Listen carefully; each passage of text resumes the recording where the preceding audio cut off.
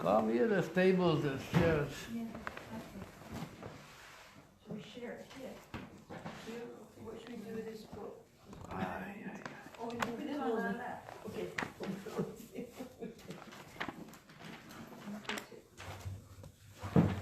Good evening, everyone. This week is Parsha's Emor. Welcome back. And Emor you can find in your Chumashim on page 672. I'm going to close my phone. 672, chapter 21, verse 1 is the Parsha of Emor. Emor is a Parsha which talks and shares the rules about, first of all, the Kohanim, the priests, how they are required to preserve their Kedusha, their sanctity, their purity. A Kohen is given special treatment in many ways. And the Parsha, you have a Chumash there? You have a Chumash there, a blue Chumash? Here. There should be... Oh, here, let me get you from up there. Oh, right here, there's a Chumash. Right here, Right here, there's one. Okay. Make yourself at home. Thank you. This will go home in you. Thank you.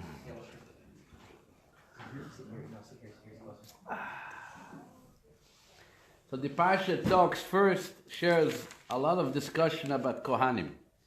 Basically, that's the main discussion of Parsha Emor, all the way from the beginning of the Parsha, and it goes till page 680, verse 26. So from page 672 till 680 is basically discussing the laws of a Kohen. A Kohen, anybody Kohen here? No Kohens here, right? Your father also was not a Kohen? Oh, Baruch Hashem. But I know some Kohen. Sometimes people, they're ready to pay a lot of money to become a Kohen. And when they ask, why do you want to become a Kohen? He says, because my father was. They don't realize that their father was a Kohen, then you're a Kohen anyway, right? But anyway, it talks about who they can marry, what they can do, what is considered. A Kohen also has to watch himself from physically blemishes in order to serve as a Kohen in the temple, and the respect that we should give to Kohanim. A lot of very interesting discussions all about Kohanim. This is Parsha Emor.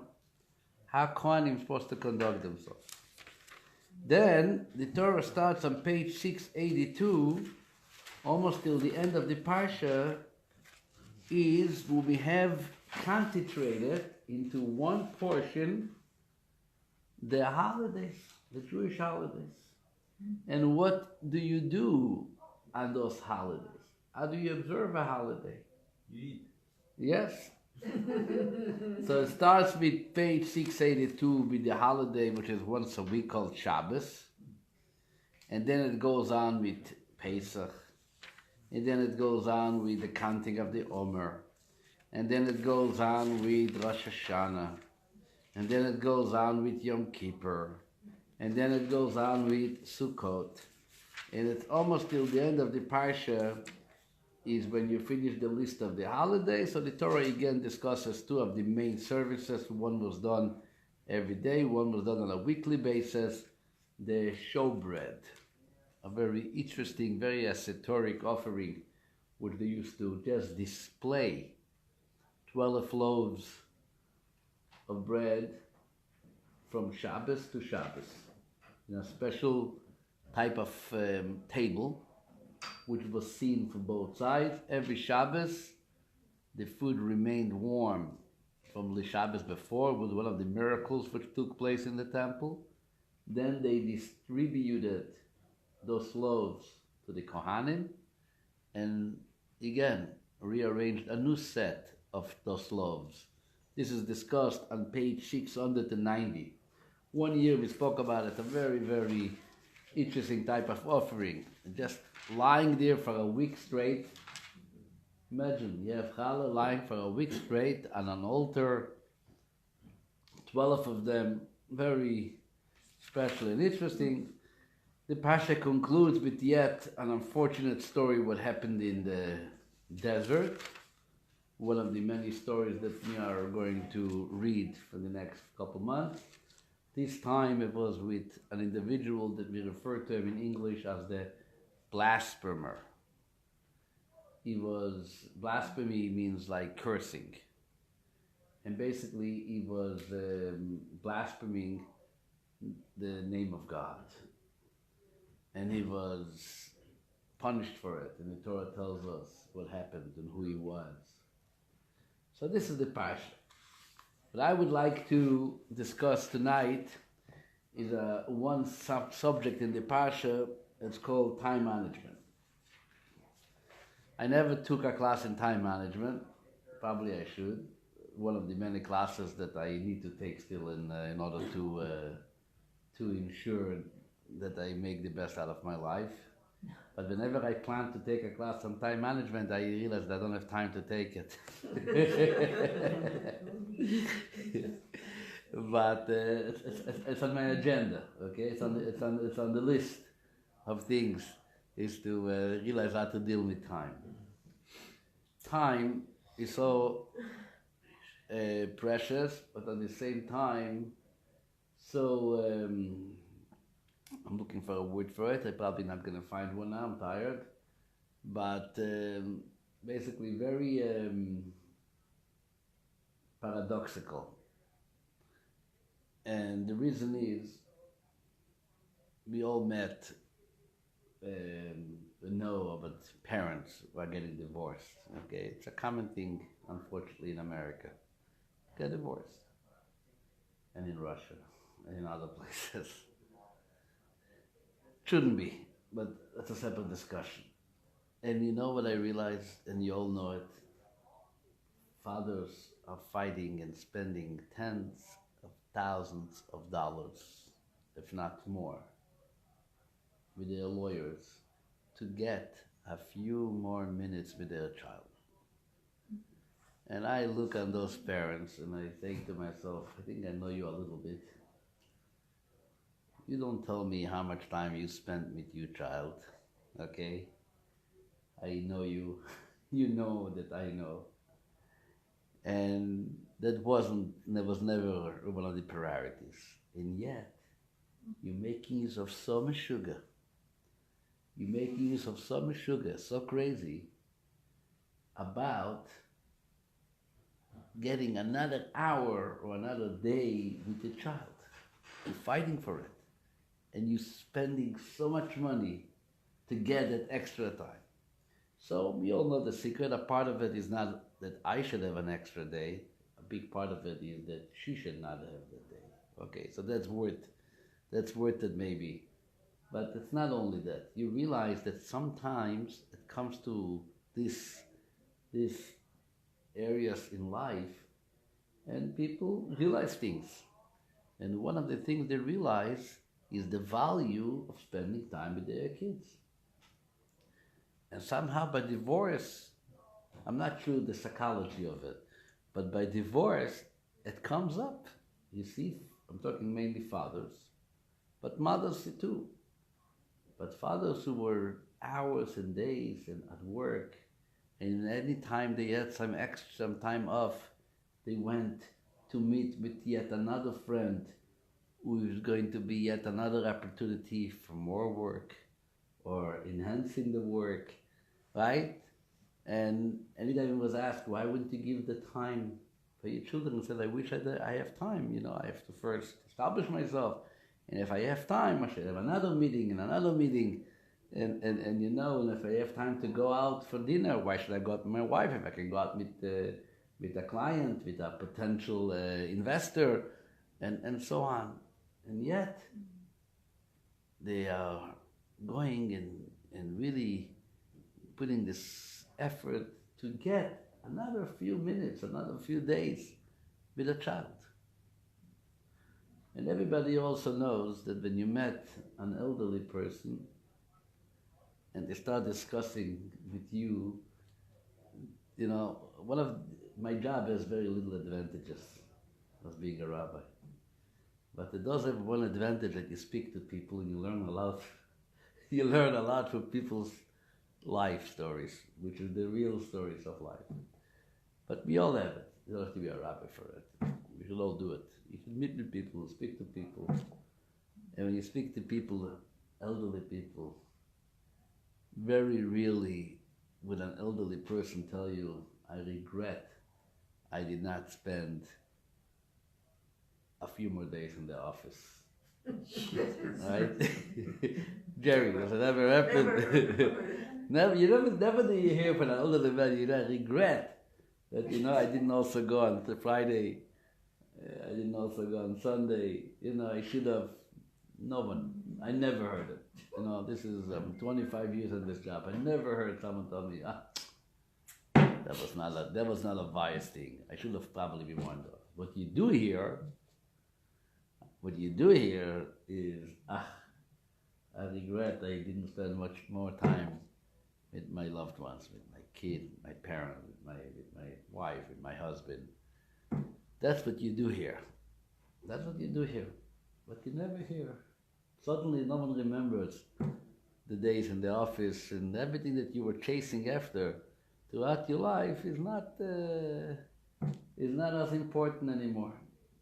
Especially as you get older, you know, you're trying to chaperein, as they say in Yiddish. You know, chaperein means try to catch in. What else can I do? What can I do with my kids? And suddenly you decide to pack your day with opportunities of being with the children, with the grandchildren. And, you know, it's like in the olden days, the Chafetz Chaim, I think, is the one who uses this analogy. In the olden days, you used to write. Today it's an email, so you can write whatever you want, and it never ends. But in the olden days, there was something, and Ben maybe never saw that, it was called a postcard. You heard about a postcard? I have. You have some antiques? What was a postcard? We made some. What? We in one of our classes we made some. Oh, because you have to attach yourself to the past. But when we were growing up as kids, which was not so many years ago, I'm not that much older than you, but old enough that I remember that there was no email, and there was no WhatsApp, and there was no texting. So when people were away on a trip, right, the first thing you did was you went into the airport or in the hotel, you got a postcard which has a little design of the place that you are visiting, and you filled it up with regards and information. So this is how the postcard usually works. You go back to your postcards that you have from your loved ones, this is how it looks usually. It starts up with very nice, sizable letters. Hello, we arrived okay, the hotel is great, you know, we were welcomed by the friends, the taxi ride from the airport was precious, the city looks, and suddenly the letters are becoming smaller. And then they get even squished to each other. And then they end up like tilting in all kinds of directions to the other side of the card. You know, they became even smaller and smaller. Now, you know what happened? The Chafetz Chaim says, what happened was, when you started writing, you thought, you know, I have all the time in the world and I'm going to write. But then you realize there's much more things that you want to tell them. You want to discuss more things, what happened. And the experience, and on the ride, and on the plane, and what happened, but there's no place, right? Suddenly you realize there's no place, and if you're not gonna run, you know, so you're starting to go slow, you know, in small little letters, and you're packing it in, and you're starting going around, you know, it's starting to look, you know, instead of being like this straight line, so it becomes like tilting in every direction, and moving upward and downward, and the card becomes like, you know, you have to be a real craftsman, an arts craftsman to know how to read that card. And the Chafetz Chaim says, this is actually how life goes. When we are young, and we think that we have all the time in the world, so you take step by step, slow, and you know, I'm going to have time, there's nowhere to rush. But then life goes on. And suddenly you see that, oops, things that I wanted to do were not taken care of yet, and I still want to do more. And then you're starting to pack it in, you know, squeeze it in, and it loses its taste, it loses its quality, it loses its appreciation, and that's what happens. So time is something to always think about. We love to celebrate birthdays, and we should celebrate birthdays. Matter of fact, the Rebbe very much was always encouraging people to celebrate their birthdays. When the Rebbe's wife, Rebbe Mushka, passed away in 1988, when it was the Shloshim, the 30th day, 2 days after the Shloshim, the 30th days of her passing, there was her birthday, meaning it would have been her birthday. And the Rebbe came out in honor of her with a campaign. You know, but the Rebbe, everything was campaigns. What was the mitzvah campaign? In honor of Rebbe Tzon Mushka, that everyone should celebrate his birthday. And the Rebbe gave instructions. You should gather at least 10 people. And you should make a resolution in front of them so they can remind you later during the year. Remember you made that resolution? What's going on with that? And you should make a party. And you should share words of Torah. Very, very clear direction. I remember then he continued speaking about it. Pesach, I was with the Rebbe then. This is 1988. He continued speaking about it later on Pesach, even more, with more details and insight. Why is it so important? But a part of it was also to give significance to time. When you celebrate your birthday and you make a big deal about it, you realize the importance and the necessity to evaluate time, to see how precious time is. Well, we can talk on time, but I want to concentrate on the Parsha. So let's learn about a very interesting mitzvah in this week's Parsha called counting time. Okay? So turn please to page 682, verse 9. What? 682, verse 9.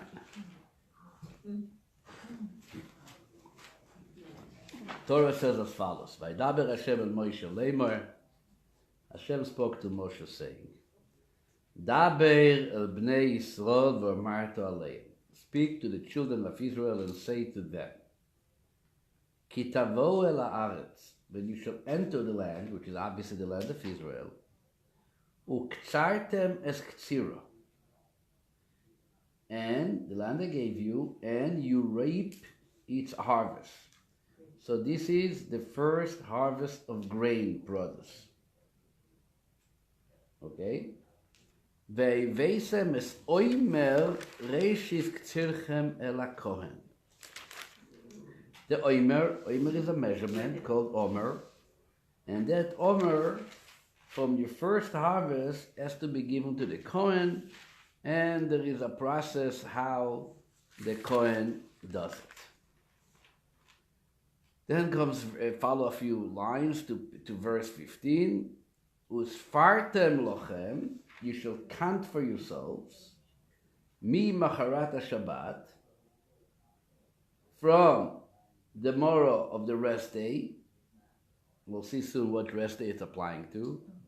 Mi yom aviachem es omer at nufa, from the day when you bring the omer of the waving, you should count what?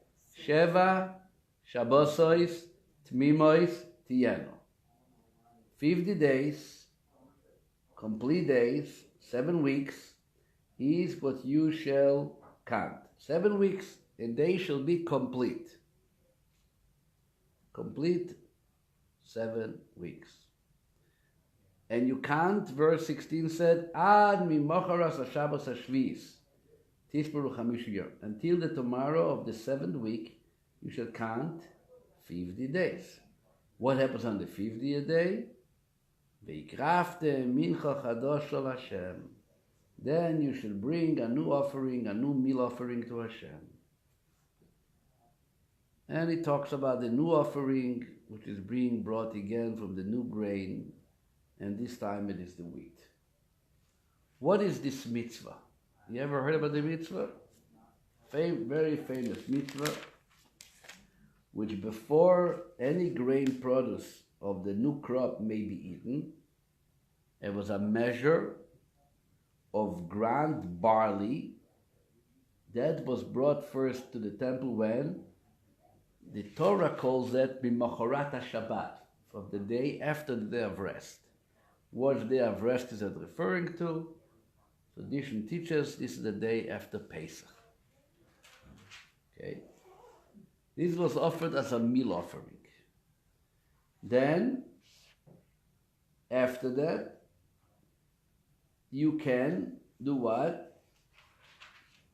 You have to wait, you have to count another 7 weeks. And then after the 7 weeks pass, you bring an offering to the temple from the new grain. This time it is the wheat. You start with the barley, you move on to the wheat. And in between, you are counting. What are you counting?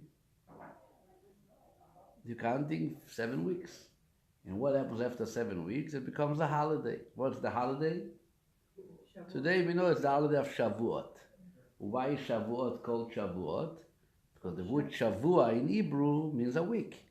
And this holiday mainly came by what? By counting 7 weeks in order to get to it. Which is, by the way, the only holiday, as we're reading in this Parsha about the holidays, is the only holidays which does not have a prescribed date in the Torah. The Torah doesn't tell you when to celebrate Shavuot. There's no date in the month. Rosh Hashanah, it says, on the 1st of the 7th month. Yom Kippur, it says, the 10th day of the 7th month. Sukkot, it says, the 15th day of the 7th month. Every holiday, you have the date, the month, and when the holiday shall be celebrated. When it comes to this holiday Shavuot, we don't have any mentioning on a month or on a day in the month when Shavuot shall be celebrated. How do you know when Shavuot will be? You count 49 days from the day after Pesach. The 50th day is Shavuot. Then we know what Shavuot is. So I want to ask you 3 questions on this mitzvah, okay? 3 simple questions.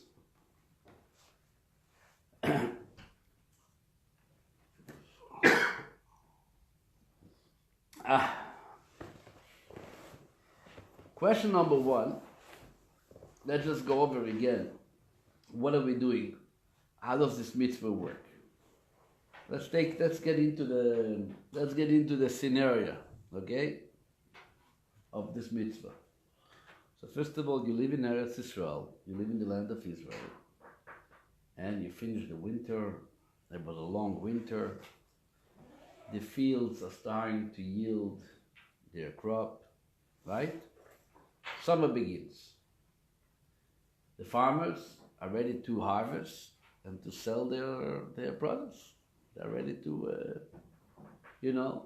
see the benefit of their work.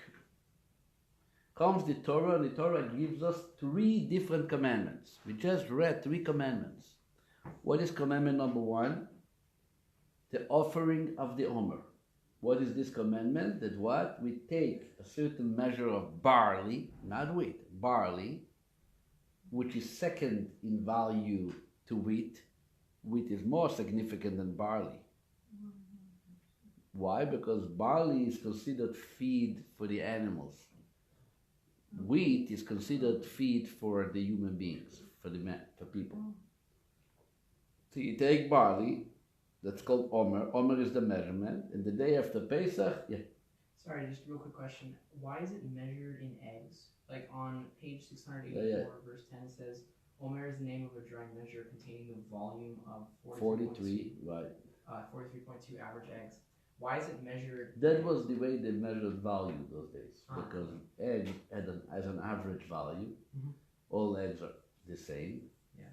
So if you want to have a prescribed measurement, comparing it to a certain amount of eggs, you're going to end up with the same measure always. Mm-hmm. Okay. But why 42, 3.2? Oh, this I don't know.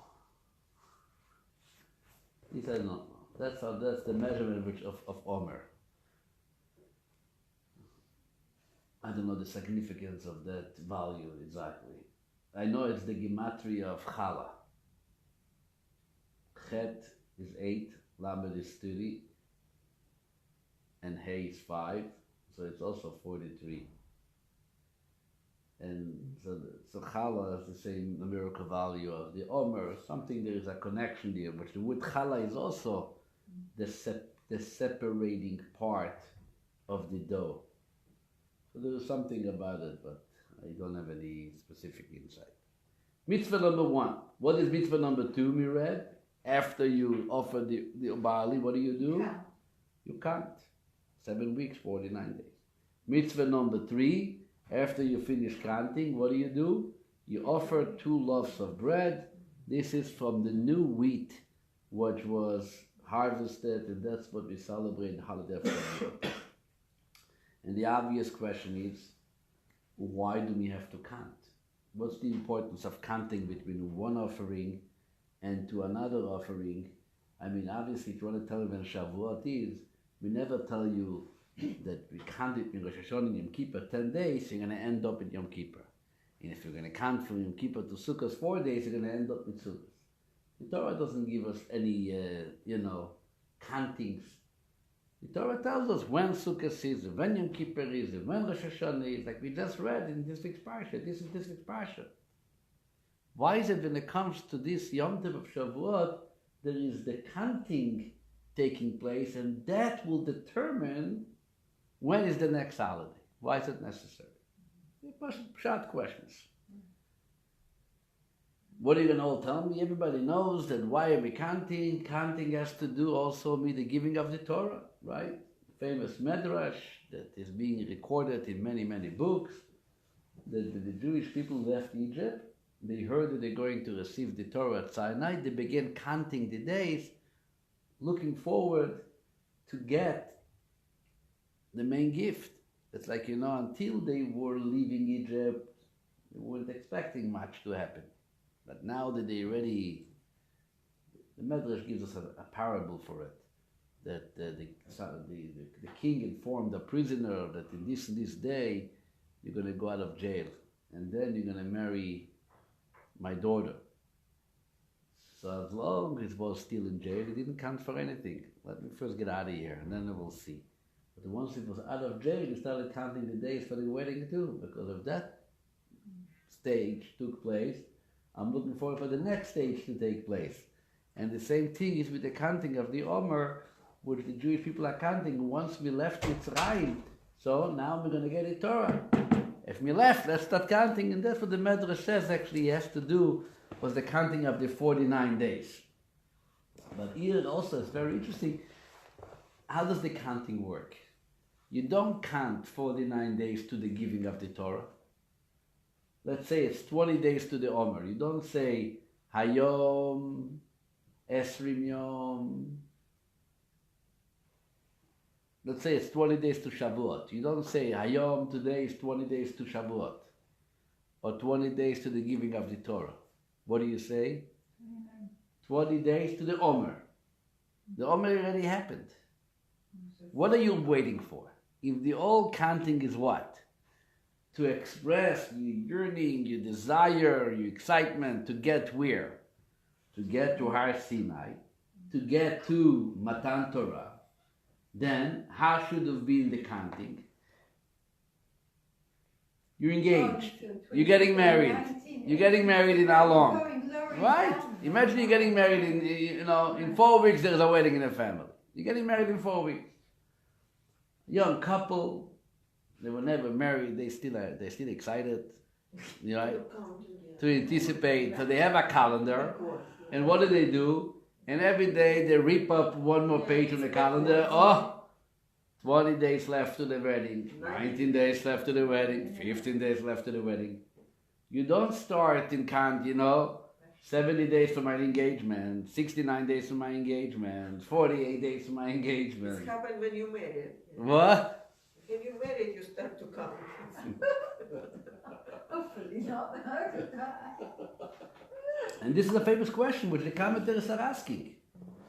it seems clearly that Shavuot is a result of counting the Omer, not that counting of the Omer is the preparation for Shavuot. Why do you count backwards? I mean, you're counting backwards, right? Today is 1 day from the Omer. Today is 2 days from the Omer. What is it? The Omer already happened. It's not about the Omer. Now it's about what? Now it's about the future. Now it's about a big wedding taking place. Now it's about Matan Torah, the giving of the Torah. So let's count. Towards Matan Torah. Nachon or lo nachon, right? And finally the question is, why is it, like I mentioned before, that you start with an offering of barley and then you go to the wheat? The only offering that we have in the temple, which was brought from barley, was actually associated with not such a great story. That had to do with a woman who was involved, who was suspected by her husband based on her behavior that she might have an affair with somebody else, and she has to be brought to the temple. There's a whole test to examine her faithfulness to her husband, and a part of that service, it's called the Sota woman. It's in the book of Bamidbar, and a part of it was that in this whole procedure, she has to bring an offering of barley. And the Talmud actually tells us why barley. You know what the Talmud says? Because barley is being fed to whom? The animals. She acted like an animal. Therefore, a korban should also be an animal type of korban. That's it. That's what the Gemara says.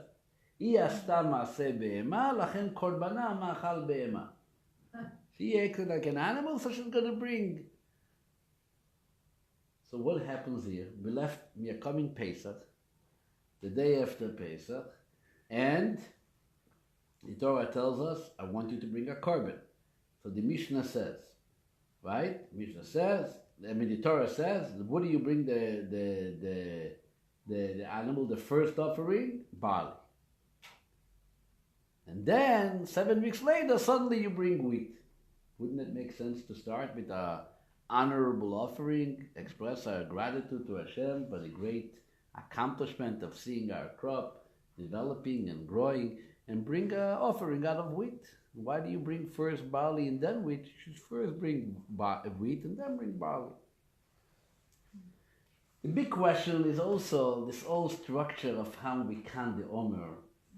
The way the Torah describes it is very interesting. This year it's actually pretty easy to remember who we're holding in the Omer. Why? Because the first day Pesach was Shabbos. When did we start counting? The day after Pesach. So Saturday night was the first night. So then we know Sunday is day 1, Monday is day 2, and every week when it comes Saturday night, the night of Sunday basically, the night which initiates Sunday, you start a new circle, a new week. This week we are in the 4th week, right? Yeah, you're going to believe me, I guess, right? That's how it works, right? But what? Unless you write a program to do it. But the interesting thing is that the way the Torah describes it, we just read the verse. And what does the Torah tells us? On page 684. Let's read the verse again. Verse 15. Usfartem lochem mi mocharat hashabbat. How do you literally translate mocharat hashabbat? The day after Shabbat. But not always is it the day after Shabbat. This year happened to be that Pesach was on Shabbat and we started counting the day after Shabbat. But there are many years that Pesach is not on Shabbos. And then the counting is not going to be the day after Shabbos, it's going to be the day after Pesach. And you know how much trouble those two words made for our sages? In the Talmud, in the Gemara, there is a big discussion and a description what happened during the Second Temple era. There were the Sadducees who were fighting with the what's it called, with the traditional rabbis. They said, you're deviating from the words of Torah. The Torah says in Machorat Shabbat, so you have Pesach. Let's say Pesach is Monday. You don't start counting Sfira on Tuesday. You have to wait for Shabbat. Shabbat Chol HaMoed. Then Saturday night is when you start, because the Torah says after Pesach, the Shabbos. After, the day after Shabbos. And the traditional sages will say, no, what are you talking about? Shabbos means rest. It's not the regular Shabbos, and the rest refers to Pesach, which is a day of rest. And there was a whole discussion in the Talmud. Spans a few pages describing the debate which went on between them. Matter of fact, the Rambam, when the Rambam talks about the mitzvah of the Omer, the Rambam tells us something very unique about this mitzvah. Only to ensure, yes, only to ensure in declaring to the whole world that we are not following the message of those Sadducees. So the Rambam tells us, it describes to us what happened on Pesach. Listen to one halacha. He talks about the Omer in chapter 7, and he talks about Korbanot. And he says what happened was, it was from barley. How was it done, the Rambam says? Ketzad Aya Nasa. This is chapter 7, halacha 11. He says like this, that it was before Yom Tov Pesach, special emissaries of the court used to go out to the field, bundle up the grain so it should be easy to harvest. From all the shtetl, from all the cities around, they used to get together on the day after Pesach in order it should be harvested with a big to-do. It calls it Esek Gadol. It should be like a whole to-do. And he says, he used to harvest three, what's it called? 3 groups of grain. 3 people were representing the court. And when it became dark, right the day after Pesach, the one who was in charge of the harvest turned to all the people around it. And he says, did it turn dark? They all say yes. Second time. Did it turn dark? They all said yes. Third time. Did it turn dark? They all said yes. Then he takes the sickle. What do you call it? That you cut wheat. No? Yes. Huh? Sickle, yeah. He takes the sickle. And he says, Magal ze, is this a sickle? Yes. Magal ze, second time, is this a sickle? Yes. Third time. Then turns to the group of the grain. Is this a group of grain? This is a group of grain. Should I harvest? Harvest. Should I harvest? Harvest. Harvest. Harvest. Says the Rambam, Shlosha pa'amim al kol davar v'davar. Everything related to the Omer had to be publicly declared and responded 3 times. Zog the Heilige Rambam, ve'kol kach lama. What is this big propaganda? What is this big talaram? What's going on over here that we never have such a mitzvah? We never have such a thing standing on Sukkot in the temple, and the Kohen is going to say, this a lulav, yes, this a lulav, yes, this a lulav. No, you take the lulav, you make a bracha. Here, everything is done with publicity, with screaming, with looks like a meeting of the, some political parties getting together. What's going on here?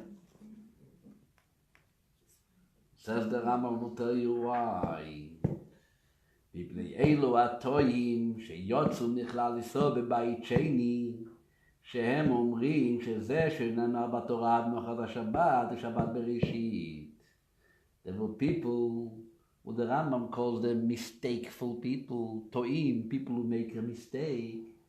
And during the Second Temple era, they went out and they left the traditional community, saying that when the Torah says V'mocharat Shabbat, you should harvest the Omer on the day after Shabbos, it means what? Literally, after Shabbos. Not the day after Pesach, the Shabbos after Pesach, after Shabbat Chol HaMoed. So this all to do was what? But for which purpose? To make clear the difference. To make clear. No, we are doing it tonight. The day after Pesach. That's when we are doing it. Not Shabbos. It's the same reason we eat cholent. Right? Why do we eat cholent after every Shabbos? Same idea. Because the same group, they took the verse, do not kindle the fire in your dwelling homes during Shabbos, which is written in the Torah, and they translated literally. No fire on Shabbos. So on Shabbos you sit in a dark room, and on Shabbos you eat cold food. Because the Torah says, do not kindle a fire on Shabbos. What is the traditional interpretation of that verse? That you don't do it on Shabbos. But if you leave the fire on before Shabbos and it continues burning into Shabbos, that's fine. So the sages said, in that case, let's make sure that we eat hot food on Shabbos day by leaving it on an existing fire from the beginning of Shabbos, to let all those mistakeful groups to know that the Torah is not just what it's written, but the Torah also has a tradition. And if you leave your potatoes and your chicken on the fire from the night before, it ends up to be what? Cholent. And that's what the tradition of the cholent is. But the question is, why taka? Why did the Torah have to write it in such a way that would lead to such an obvious mistake, and we had to convince them and convince ourselves? And so basically the question is clear. Question number one is, why are we counting days from the Omer? If the counting should have been what? Towards the giving of the Torah. Right? Question number two, why are we counting all together? Since when do we have to count in order to define when is the next holiday? Tell me, 7 weeks, after Pesach is when you have Shavuos. And especially, what does it have to do with what's it called? With the mitzvah of, what? With the day after Shabbos. So this is things which are being discussed. The commentaries share all kinds of insight. Why did it start from barley? Some people say it starts from barley, so we should remember when we started. Sometimes we forget where we came from, right? We forget that when we left Egypt, we were animalistic. It's only 50 days later that, with Hashem's help, we took care on business and we were elevated at some level. So you start with barley, like an animal, and then you become a mensch, then you're becoming a person. And a person is satisfied, he doesn't remember he was hungry once. Right? And a person is rich, he doesn't remember he was poor. It's easier to identify with the needy when you're in need. But then, as life goes on, Baruch Hashem, I have. You forget. Famous Hasidic story about the Rebbe of Tzanz, who had a Psach Hasid, one of his followers, was very hospitable. And the Rebbe heard that he's very hospitable and invites needy people to his house, and he offers them soup and bread. So he gave them a bracha to become rich. He became rich and he got involved in his business, and suddenly he didn't have too much time to take care of the needy. So he appointed he didn't give up the job, but he appointed, some servants to take care of them. But the servants weren't so sensitive to the needy. When they came in, they were like screaming at them and sit down already, have your soup, get the heck out of here, Sure. And the Rebbe heard about it, and he came to visit them. He was upset on what happened, and he came to visit them, and the Rebbe told him, look to the window. What do you see? He sees, I see cars, I see people. Then the Rebbe took a mirror and said, what do you see now? He said, I see myself. So the Tzanz Rebbe asked, I don't understand. This is glass and this is glass. So how comes to this glass you see things outside, and to this glass you only see yourself? What's the answer? Covered. One glass is covered with silver in the back. And when you're covered with silver in the back, what do you see? You see yourself. You see yourself. You stopped seeing through. There was the clear glass, as long that you were poor and you didn't have much, and you felt what you felt for yourself, you felt for others too. So there was all a see-through glass that's called clear glass. But once you cover the glass with dollar bills on the back, and then the glass becomes a mirror. You can only see yourself, you can't see anybody else. And this is actually what happened when we left Egypt. We were very selfish. We were Egypt-like type of people, right? Spoke about it many times. We had to run out of Egypt. It was the gates of impurity. And this is the common answer which is being given by all kinds of sages, that the barley representing stage 1, 50 days later, you're already holding by the wheat. Now you're holding already stage 2, and so on and on. But there is actually something deeper, which the Rebbe speaks a little, and Chassidus explains, so we'll do it in a few minutes, and maybe we'll continue next week. Next week is also a Parsha, but talks about counting 7 weeks to Shemitah, so we can continue that subject. The discussion here, wheat versus barley, and this whole idea of counting the Omer is not only about time management, it really has to do about managing ourselves as people. Do we have the ability, we have the ability, but do we understand that we have the ability to, which they call in today's English, to control mind over matter? There is a famous discussion. Are we able to train ourselves through the Torah Seichel? To understand that maybe our behavior needs improvement, and maybe it could be improved. The famous story goes back to the great sage of Prague, Rabbi Jonathan Eibschitz. He lived 300 years ago. He was the Rabbi of Prague. He was a very, very wise man, a very, very smart man. We have a number of his books on commentary on Torah, commentary on the deep subjects of monetary discussions in Jewish law. Rabbi Yonasan Eibschitz was one of the great sages, big, one of the halachic authorities in those days. Prague was, by the way, 300 years ago, it was one of the greatest centers of Judaism for, European Jewry. Rabbi Yonasan Eibschitz had, unfortunately, in those days, he kept on being called to the government. The Christians were looking constantly for debates and arguments. There's all kinds of stories of his debates protecting the Jewish principles of belief. And one of the times there was a discussion about, can you change an animal? Can you teach an animal to become ois animal? That's it. To give up his animalistic traits. The priest said it's possible. It's doable. Rabbi Yonasan Eibschitz didn't agree with that. It's not going to work. An animal is going to stay an animal. No. The governor gave them each one a few weeks. He gave them a month to prove, to come up. They're going to debate it, and each one's going to have to prove they're right. Rabbi Yonasan went back home. He forgot about it. In a month from now, we'll see then. I'm not worrying. I'm not going to bother myself thinking about the subject for 4 weeks. Went back to his learnings. He had to run a community. He was running the world. As far as Judaism is concerned. There's time for this Meshagas.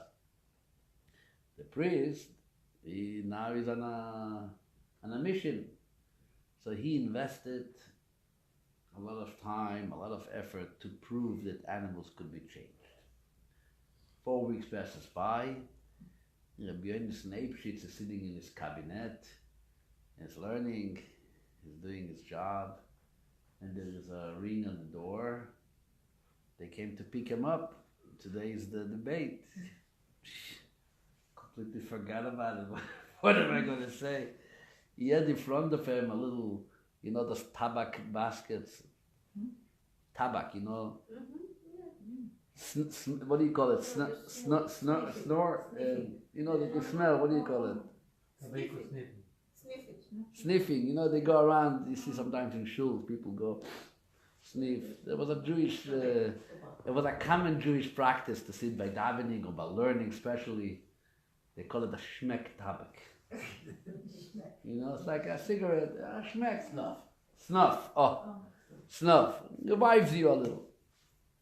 So he's sitting with his snuff basket. By the way, there's very fancy snuff baskets that are made of silver, of gold. Yeah, sure, snuff. Right? Very nice one. So he's sitting there in his cabinet learning, and his snuff basket is up in, okay, he has to go. About to close it, he didn't realize that a little mouse just was actually jumped into the snuff basket. He closes the cover of the basket with the mouse inside, and he's going to the palace, to the big meeting. Everybody's there. The priest is making a whole presentation. What's the presentation? A cat is walking in, standing on 2 feet, and with the front 2 feet holding a tray with tea on it, and makes her way to the governor, helps him with a cup of tea, and there's more cups on top. Obviously, this is proving that if you want, you can even train a cat to act like a normal person. Rabbi now needs to disprove it. What is he going to do? So like a good yid, he takes out his snuff and wants to take a shmek, you start thinking, let's say, you know. And the moment he opens up the bag, the mouth jumps out. And the moment the mouse jumped out, what happens? The cat, that's the tray went flying to all directions, all the cup, and start jumping, on the turf. Rabbi Anderson didn't need any other any discussion, right? It was pretty clear, what you try to prove and what I'm proving you. There's nothing to discuss about. It was over. This is the story, one of the famous stories that they say about, Rabbi Anderson Leibowitz. But basically is this message which you talk about barley versus wheat is being discussed in Hasidus, in Lent, that what really defines a person of being a person, a human being, is the ability to dominate his feelings and his emotions, to be in control of his midot, which is being called his attributes. To let your seichel, to let your mind, to let your intellect convince you, your heart, how to behave. This is a mensch. This is the real definition of a mensch. If you let the tray go just because you saw a mouse and you can't continue with self-control, after all, there was a lot invested in you, right? To train you in a certain way. What happened? So a mice. But look, you are in the middle of presenting a whole show. Then you never have a cat. That's it. And there's nothing else we can do with you. Nothing else we can do with you. This is the way Hasidus even says more. Hasidus talks about that the eyes of an animal, who are they directed to? Downward. A person is the opposite. It looks upward. An animal doesn't have that potential to look upward. Yes, if you turn yourself around maybe on your back, you can't just walk. An animal cannot just walk and look up to the sky. A person does. Which is the power of a person, to always look upward and to see and to control that which is downward. And that's what the Torah talks about, the Omer. When you start counting from the moment you left Egypt, is to bring yourself to the point where you can be a mensch, you can be a person. You start by offering the barley, and then you start slowly going towards the wheat. But how do you go towards the wheat? By every day realizing I'm one day further away from the barley. Less animal, and even less animal. And 10 days from being an animal, 12 days from being an animal. And as further you get away, you give yourself a chance closer to become a mensch. And how does this relate to counting and to time? Let's continue next week. Okay? Never. Otherwise, have a wonderful good night, everyone. Don't dream about cats.